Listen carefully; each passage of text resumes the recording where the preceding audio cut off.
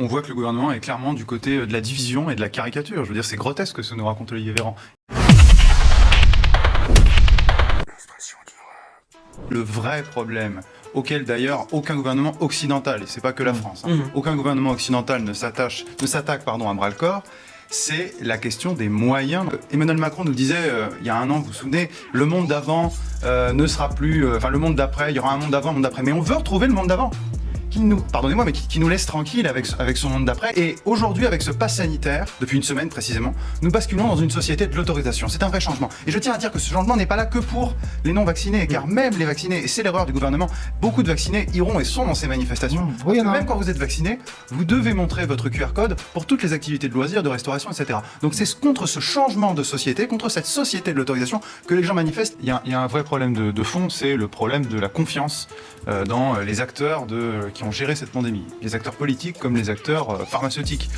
Les acteurs politiques, souvenez-vous quand même qu'il y a 2 mois, on nous disait que le pass sanitaire, tous les membres du gouvernement nous ont dit, à un moment ou à un autre, il y a moins de 2 mois, que jamais, je me rappelle encore de Clément Beaune, c'est vrai, il disait que jamais le pass sanitaire ne s'appliquerait à des activités quotidiennes. Pensez-vous, aller au restaurant, prendre un café, sortir votre téléphone, non, jamais. Les gens ont le droit individuellement de dire, moi, je prends mes responsabilités et je considère que je n'ai pas envie de me faire vacciner. Je rappelle juste une chose. Vous pouvez, hein. Mais non, justement, non, mais vous savez très bien ce que ça veut dire. Oui, vous pouvez pas. C'est un peu provocateur. En échange, c'est un peu provocateur. Je dirais qu'il y a une mort sociale. Bah oui, on a la mort sociale. Ce à quoi d'ailleurs le Conseil constitutionnel ne voit aucun problème. Quand je vous disais que les gens ont des doutes, faut quand même pas oublier aussi que les acteurs pharmaceutiques là-dessus ont été condamnés plusieurs fois pour de la corruption. Pfizer a été condamné à 60 millions de dollars pour corruption dans plusieurs pays. Donc quand on exige de l'exemplarité vis-à-vis des politiques pour lesquels on va apporter suffrage de nouveau en 2017, je trouve ça étrange qu'on ne l'exige pas aussi pour les acteurs pharmaceutiques. On voit que le gouvernement est clairement du côté de la division et de la caricature. Je veux dire, c'est grotesque ce que nous raconte Olivier Véran. Il parle de, je sais pas si c'était dans cet extrait-là, mais il parlait de quelques dizaines de milliers de manifestants. Je pense qu'il devrait ouvrir les fenêtres. Il y a plusieurs centaines de milliers de personnes dans les rues là actuellement au moment où on parle, et c'était déjà le cas la semaine dernière. Et en réalité, ce que craint Véran, c'est ça. Et là, il est sur un effet Coé, en essayant de s'auto-persuader, de se dire il y a que 10 000 personnes, il y a que 10 000 personnes. En réalité, il y a plusieurs centaines de milliers de personnes, et ce qui l'embête, c'est que ça va continuer.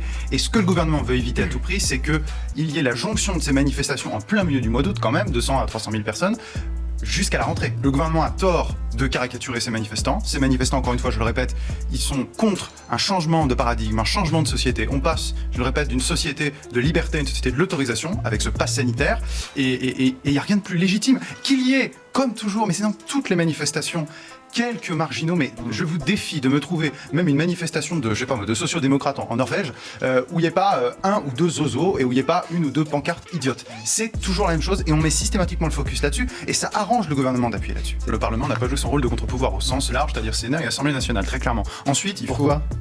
Parce que typiquement, les retouches qui ont été faites par le Sénat, pardonnez-moi, mais c'est ridicule. J'en ai marre, il y avait 2-3 petites retouches. Dans notre matière à nous, juridique, il y a quelque chose qu'on appelle la hiérarchie des normes. Vous savez, tout en haut de la hiérarchie, il y a la Constitution avec nos principes, nos libertés fondamentales. Et bien, je vais vous dire une chose.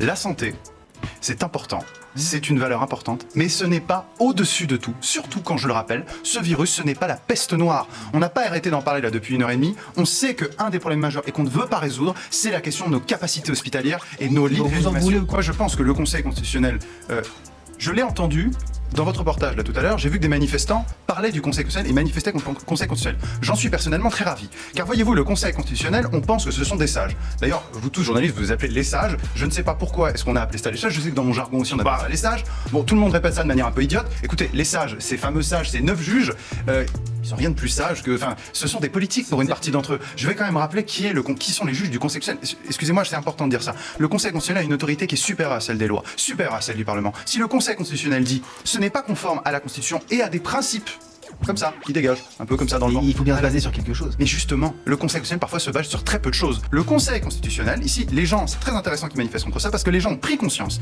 et j'en suis vraiment très, très content, que ce n'est pas une institution juridictionnelle au sens où on l'entend. Ce sont des politiques, je le dis et j'en termine très vite, ils sont nommés par le président de l'Assemblée nationale, le président du Sénat et le président de la République.